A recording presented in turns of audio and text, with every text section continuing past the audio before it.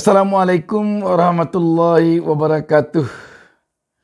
Alhamdulillah, senang sekali kita dapat berjumpa kembali di pagi hari Minggu yang cerah ini.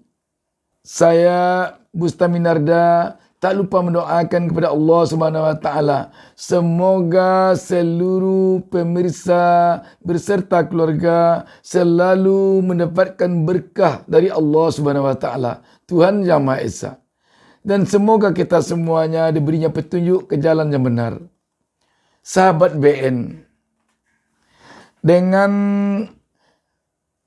telah dengan nyata diberikan dukungan kepada Anies Baswedan sebagai bakal calon presiden Republik Indonesia untuk periode 2024-2029 oleh FKM Forum Ka'bah Membangun di Jogja beberapa hari lalu, menampakkan bahwa P3 saat ini, Partai Persatuan Pembangunan, sepertinya berada di persimpangan jalan. Di satu sisi, P3 secara organisasi, terutama tentu DPP-nya, tengah berada di dalam KIB, Koalisi Indonesia Bersatu. KIB kecenderungan suaranya kepada Ganjar Pranowo. Namun di sisi lain, FKM memberikan dukungan penuh dan telah pula menyatakan secara resmi dukungannya kepada Anies Baswedan. Dan yang dilakukan oleh FKM ini adalah untuk 34 provinsi di Indonesia. Jadi sekarang kan provinsi baru yang ada 4 provinsi lain tentu belum masuk karena baru berdiri. Yang satu masih baru sekali, baru disahkan undang-undangnya oleh DPR. Berarti untuk seluruh Indonesia. Dengan demikian kita akan melihat apakah berdiri di persimpangan jalan sekarang ini akan menguntungkan bagi P3 pada pemilu 2024 mendatang ataukah akan merugikan kepada P3, terutama tentu dalam perolehan suara P3 pada pemilihan legislatif atau pileg tahun 2024 nanti.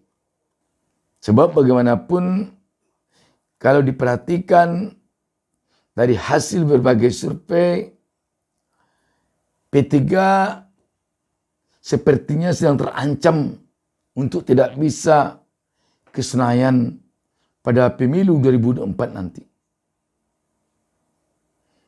Dengan demikian tentu P3 sekarang ini harusnya berjuang sepenuh tenaga pikiran dan ikhtiar supaya bisa dapat mencapai ambang batas pada hasil pemilu 2024 mendatang sehingga tetap bisa ada perwakilan P3 di Senayan.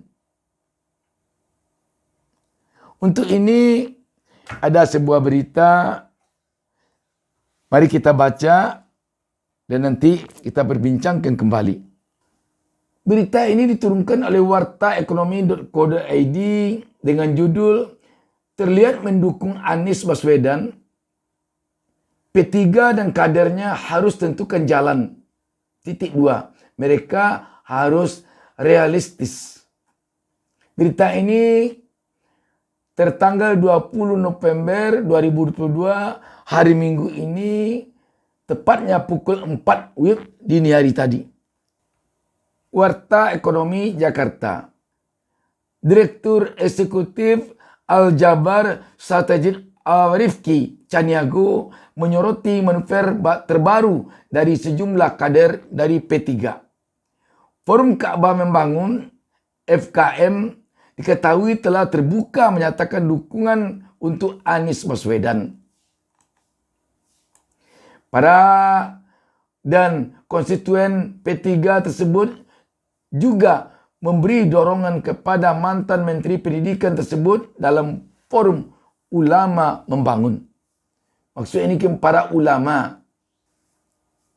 Kader P3 lebih memilih memperjuangkan aspirasi politik sendiri, ujar Arif Ki kepada Gempi.co Sabtu 19 November 2022. Menurutnya, FKM juga tidak ingin mempertaruhkan koalisi yang belum memiliki capres dan cawapres daripada menunggu keputusan P3. P3 itu harus realistis. Tujuan menang di Pilpres itu tentu keinginan semua partai karena punya peluang masuk pemerintahan, ungkapnya.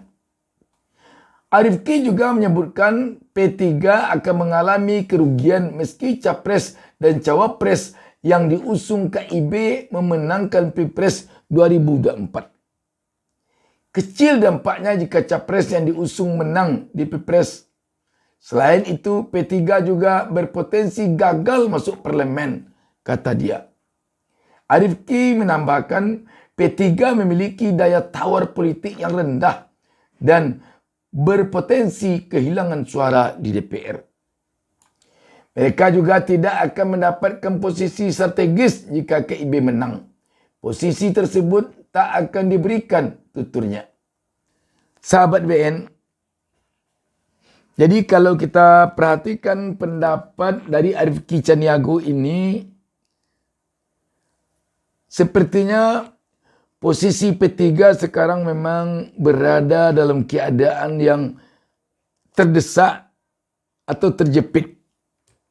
Atau dalam kondisi yang sulit. Bagaimana kalau P3 full berada di koalisi perubahan jika Anies sempat memenangkan Pilpres nanti? Apakah akan sama nasibnya dengan ketika P3 berada di kubu KIB dan Pilpres dimenangkan oleh calon dari KIB, katakanlah Ganjar Pranowo? Kalau kita perhatikan ketika FKM dan FUM, Forum Ka'bah Membangun dan Forum Ulama Membangun, yang dua-duanya tentu adalah berada dalam bingkai P3. Melihat kepada deklarasi yang dilakukannya kemarin di Jogja dan melihat pula jumlah kadernya yang hadir waktu itu yang ribuan orang, mungkin ada perbedaan nilai tawar nanti ketika P3 berada di KIB dengan ketika P3 berada di koalisi perubahan. Sebab bagaimanapun masa yang hadir pada deklarasi dan pernyataan dukungan kepada Anies kemarin itu akan sangat mempengaruhi nilai tawar P3 terhadap koalisi perubahan atau terhadap Anies kalau nanti Anies memenangkan Pilpres.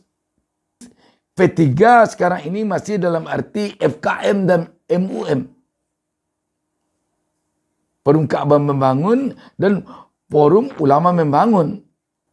Dan tentu juga FKM dan FUM baru lalu itu sudah punya negosiasi, sudah ada deal-deal tertentu dengan Anies Baswedan ataupun dengan koalisi perubahan sekalian sebelum deklarasi yang berlangsung di Jogja kemarin itu.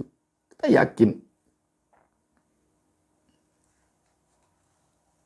Jadi dengan demikian harusnya P3 sekarang ini kalau ingin menyelamatkan P3 agar bisa mencapai ambang batas dan agar bisa pula P3 nanti setelah capres yang didukungnya berhasil, dia bisa mendapat nilai tawar yang tinggi. Tentu dari sekarang P3 telah harus melihat mana yang lebih berpotensi P3 punya nilai tawar tinggi di KIB ataukah di koalisi perubahan. Kalau memang P3 punya nilai tawar yang tinggi di KIB, harusnya P3 melakukan konsolidasi ke internal partai dan memberikan fakta-fakta negosiasi yang bisa diterima akal kepada FKM. Tentu dilakukan ini oleh DPP.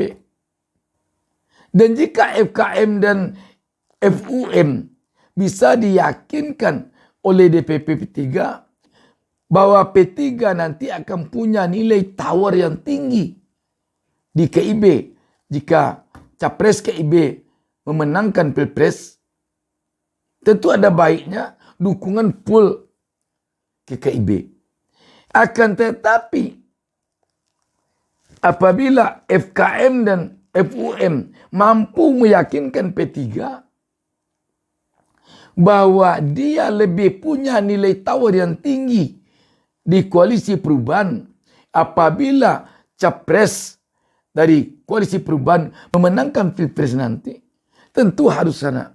Jadi sekarang ini demi penyelamatan P3, tentu antara DPP P3 dengan FKM dan FUM duduk satu meja dan di sana dilakukan rung rembuk, dilakukan musyawarah dengan benar-benar realistis demi penyelamatan P3.